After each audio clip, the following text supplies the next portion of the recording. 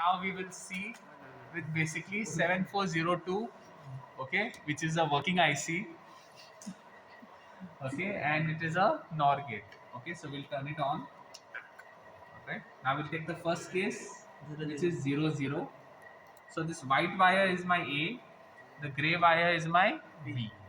Okay, so 00 gives us what? 0 plus 0, 0. But inverse of 0 is 1. So answer should be 1. So that's why the LED is lighting. Now we'll take the second case, 0. So my white wire is 0 and this B wire is 1. So 0 plus 1, 1. Inverse of 1 is 0. That's why LED is not glowing. Okay, now we'll interchange. We'll take this, connect it here, 1, and we'll take this and connect it and make this 0. LED is not glowing, so even 1 plus 0 is 1, and the inverse of it is 0. That's why LED is not glowing. Now we'll take both as 1 and 1 and we'll see what happens.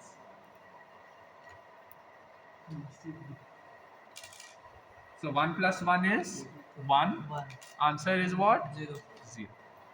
So it will only glow when we give it a 0 and 0.